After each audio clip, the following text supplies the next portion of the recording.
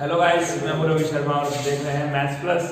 आज हम एक नया चैप्टर स्टार्ट करने वाले हैं ज्योमेट्री से बिंदु पर, चैप्टर नंबर 10। राजस्थान बोर्ड में इसका वेटेज 3 मार्क्स का है और इससे 2 क्वेश्चन यहाँ से पूछे जाते हैं, एक नंबर का और एक 2 नंबर का। तो सबसे पहले देखते हैं कि बिंदु पथ होता क्या है। बिंदु पथ की परिभाषा, तो बिंदु पथ की परिभाषा है कि किन्हीं प्रतिबंधों के अंतर्गत एक बिंदु का बिंदु पथ वह ज्यामितीय आकृति है जिसके अंतर्गत आने वाले सभी बिंदु, प्रत्येक बिंदु जो है उस प्रतिबंध को संतुष्ट करता है। इसका सीधा सीधा सा मतलब ये है कि एक बिंदुओं का समुच्चय जो कि एक ज्यामितीय आकृति बनाता है, वो समुच्चय में स्थित प्रत्येक बिंदु जो फिक्स कंडीशंस हैं उन सभी कंडीशंस को वो फॉलो करते हैं। फॉर एग्जांपल के लिए हम अगर एक वृत्त का बिंदु पथ देखें, वृत्त की परिभाषा देखें, तो वृत्त का बिंदु पथ बच्चों क्या होता है? वृत्त एक ऐसे बिंदु का बिंदु पथ होता है जो एक निश्चित बिंदु से निश्चित दूरी पर गमन करता है। उस निश्चित बिंदु को हम केंद्र बिंदु कहते हैं और एक निश्चित दूरी जिसे हम त्रिज्या कहते हैं।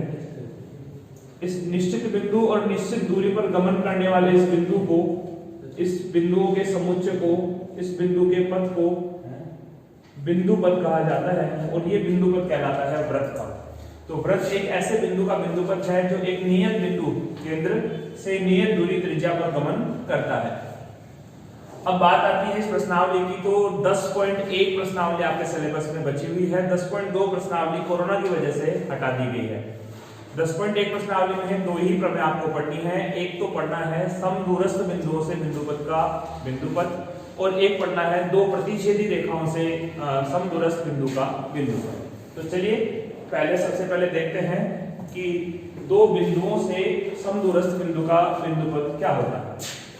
इसके अलावा छोटी छोटी डेफिनेशंस भी हम यहाँ पर कवर करेंगे। प्रमेय 10.1 10.1 प्रमेय जो है आपको ये बताती है कि 2 बिंदुओं से समदूरस्थ, 2 बिंदुओं से समदूरस्थ बिंदु का बिंदु पथ क्या होता है।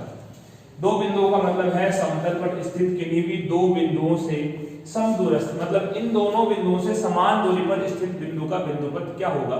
ऐसे अनेक बिंदु होंगे, लेकिन कंडीशन ये है कि वो दोनों बिंदु जो, वो प्रत्येक बिंदु जो है इन दोनों बिंदुओं ए और बी से समदूरस्थ होने चाहिए। तो ऐसे बिंदु आपको मिलेंगे यहाँ पर। इस रेखा पर स्थित प्रत्येक बिंदु की दूरी, जैसे इस बिंदु की बात करें तो इसकी ए से दूरी और इसी की बी से दूरी, ये दोनों दूरियां क्या होंगे बच्चों? समान होंगी। इसी प्रकार किसी दूसरे बिंदु की बात करें तो ये दूरी और ये दूरी भी क्या होगी? बराबर होगी। इसी प्रकार नीचे की तरफ बात करें अगर अन्य बिंदुओं की, तो ए से इस बिंदु की दूरी और ए से इस बिंदु की दूरी, ये दोनों दूरियां भी परस्पर बराबर होंगी। तो इन बिंदुओं को मिलाने से एक ज्यामिति बन रही है, एक सरल रेखा बन रही है। इस सरल रेखा का नाम क्या है बच्चों? ये सरल रेखा जो है ए और बी को मिलाने वाले रेखाखंड का लंब समद्विभाजक है। क्या है बच्चों? इस सरल रेखा का नाम अगर लिखूं तो मैं ये लिखूंगा कि ये ए बी का लंब समद्विभाजक है।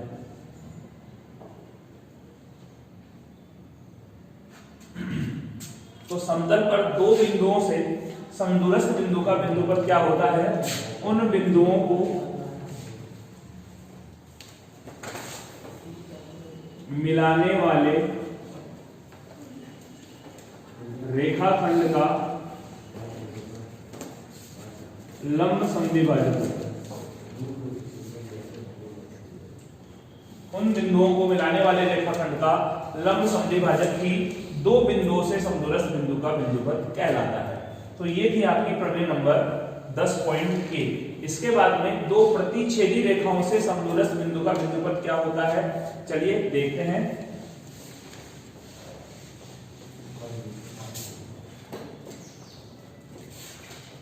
दो प्रतिच्छेदी रेखाएं, अर्थात इस प्रकार की 2 रेखाओं से समदूरस्थ बिंदु का बिंदु पथ क्या होगा? इन दोनों रेखाओं के मध्य में जो कोण बन रहा है, ये रेखा मान लीजिए L है और ये रेखा M है। M और L के बीच में जो कोण बन रहा है, चाहे से ये वाला कोण देख लें, चाहे ये देख लें, और चाहे से ऊपर नीचे वाला ये देख लें, इस कोण का जो अर्धक होगा, इस कोण का आधा, इस कोण का जो अर्धक होगा, अर्धक पर स्थित प्रत्येक बिंदु समदूरस्थ होगा दोनों रेखाओं से। अर्थात इस रेखा से इसकी लंबवत दूरी और इस रेखा से इसकी लंबवत दूरी, ये दोनों दूरियां जो है बराबर होंगी इस बिंदु के लिए। तो ये बिंदु कहां पर स्थित है? ये बिंदु स्थित है दोनों रेखाओं के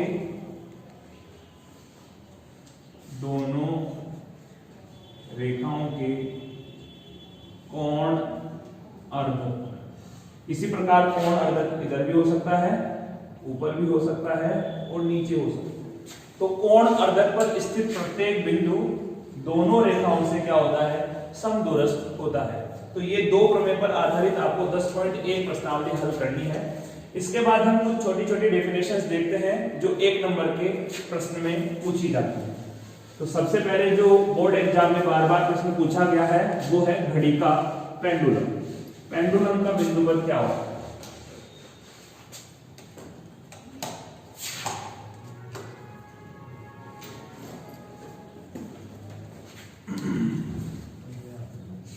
घड़ी का पेंडुलम, घड़ी में आपने देखा होगा नीचे की तरफ एक ऐसे स्ट्रक्चर होती है जो इस प्रकार से रोटेट होती है, घूमती है। तो बच्चों जब पेंडुलम एक अपने एक्सट्रीम से दूसरे एक्सट्रीम तक जाता है और पुनः उसी मार्ग पर लौट के आता है, इसको पेंडुलम का धागा या थ्रेड कहा जाता है। और ये जो बॉल होती है इसे बॉब, BOB बोला जाता है। तो घड़ी का पेंडुलम जो है, अगर आप इसको आगे की तरफ बढ़ाएंगे तो ये एक वृत्ताकार पथ का छोटा सा हिस्सा है। तो ये वृत्त का क्या कहलाता है बच्चों? चाप कहलाता है। तो अगर आपसे बोर्ड परीक्षा में पूछा जाता है कि घड़ी के पेंडुलम का बिंदुपद क्या है, तो हमें आंसर में लिखना होता है वृत्त का चाप। इसके बाद में आपसे पूछा जा सकता है कि किसी समतल पर एक बॉल लुढ़काई जा रही है, तो इस बॉल का जो केंद्र है, इस केंद्र का बिंदुपद क्या होगा?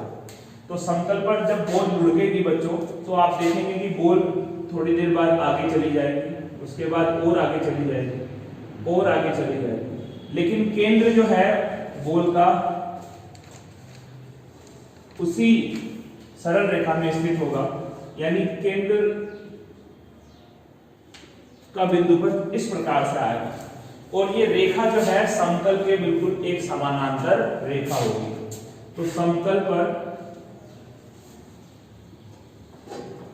लुढ़कने वाली गेंद के केंद्र का बिंदुपद ये क्या होगा? समतल के समांतर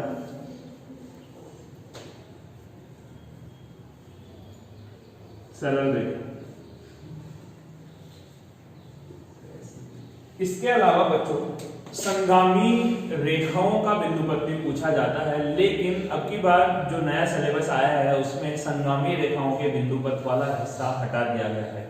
संगामी रेखाओं में हमारे पास अंतः केंद्र, परिकेंद्र और माध्यिका, लंब केंद्र इत्यादि पूछे जाते थे, लेकिन वो सारा कुछ सिलेबस से हटा दिया है। तो इस चैप्टर में जो मेन फोकस रहेगा वो सिर्फ और सिर्फ हमारा 10.1 पर रहेगा।